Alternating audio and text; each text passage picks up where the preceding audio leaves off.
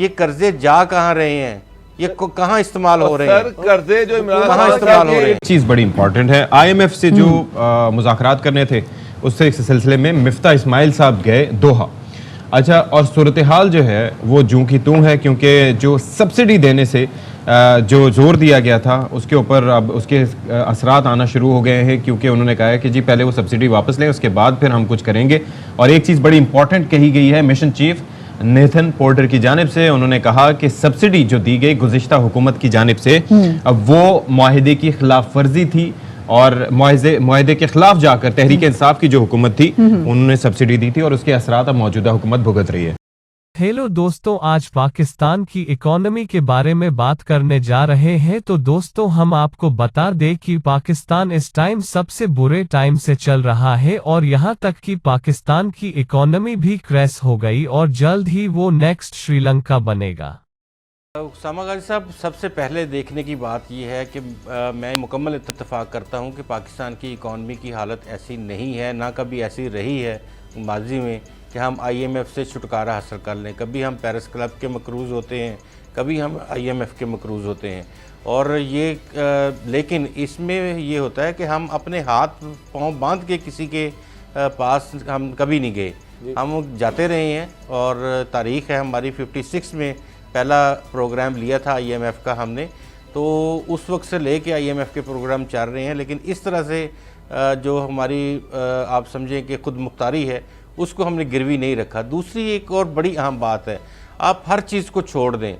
मैं जानना ये चाहता हूँ बतौर तालिब इल्म, आप दोनों से भी, आप सीनियर सीजन्ड जर्नलिस्ट हैं, कि ये पैसे जा कहाँ रहे हैं जो IMF से हमने कर्जा लिया है, किस के लिए लिया है हमने? कहा तो ये जा रहा है कि नागुज़ीर था, ले लिया, मुल्क नहीं चलना था। अवाम को क्या दिया इस सारे प्रोजेक्ट ने जो IMF से हमने लिया है? कहाँ गए हैं ये पैसे? ना तो कोई सड़क बनी, ना कोई रेल बनी नई, ना कोई इंडस्ट्री लगी, ना कोई नवे जो होते हैं कोई बिज़नेस वो शुरू हुए, कोई मुझे प्रोडक्टिविटी बता दें इस कर्ज़े की। अच्छा, तो फिर हमें क्यों ये जूस हमारा निकाला जा रहा है? सर देखिए ना, ये आप दोनों भी मुझे इस हवाले से बताएं कि ये कर्जे जा कहाँ रहे हैं, ये कहाँ इस्तेमाल हो रहे हैं? सर कर्जे जो इमरान खान के इर्द गिर्द कार्टेल बैठा हुआ है, जो शौकत तरीन बैठा हुआ है, रज़ाक दाऊद बैठा हुआ है, और इस तरह के बेताशा सर आपने बहुत बड़ा सवाल पूछा है। हटाएंगे तो फिर जो आलमी मार्केट के हवाले से जो कीमत बढ़ानी थी तो वो 100 रुपए बढ़ाएंगे, फिर उन्होंने कहा जी कि 30 रुपए जो है वो टैक्स फीस में लगनी है। अच्छा मुजम्मिल साहब में ये बताएगा, हमने देखा कि मिफ्ता इस्माइल साहब जिस दिन जा रहे थे IMF के लिए मुज़ाकरात करने के लिए दोहा, तो उन्होंने कहा कि पिछली हुकूमत झूठ बोलती है। उन्होंने कहा था कि उन्होंने सब्सिडी के लिए एक फंड मुकर्रर किया हुआ है, एक फंड मुख्तस किया हुआ है, लेकिन कोई पैसा छोड़ के नहीं गई।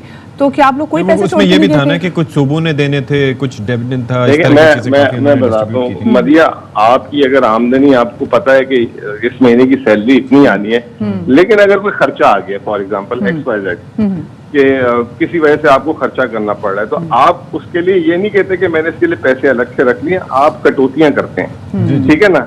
और इसके अलावा कोई चीज आपके पास ऐसी होती है, आप कहते हो चलो यार इसको मैं बेच देता हूँ फिलहाल, इससे ये काम कर लेता हूँ। तो हमने जो जब सब्सिडी का ऐलान किया था 466 अरब रुपए का, तो उसका बड़ा सीधा सामने फॉर्मूला दिया था कि 100 अरब रुपए हम तरक्याती खर्चात से काटेंगे, जो ये भी काट रहे हैं, बल्कि ये इन्होंने 200 कर दिए उसको, ठीक है। 120 अरब रुपए हमारी जो ऑयल की कंपनी में मुनाफा पड़ा हम उनसे लेंगे, उन्हें कहेंगे कि आप हमें मुनाफा दे दें ताकि हम इसको फंड कर दें।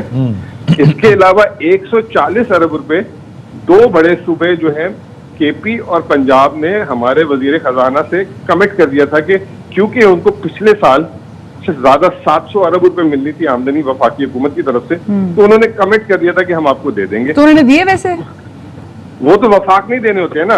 अच्छा, आपने अपने मुलाजिम को देने, आपके मुलाजिम ने कहा अच्छा जी मैं कंट्रीब्यूट कर रहा हूँ, तो आपने उसको कम दे दिए, वो तो वफाक देती है पैसे। अच्छा।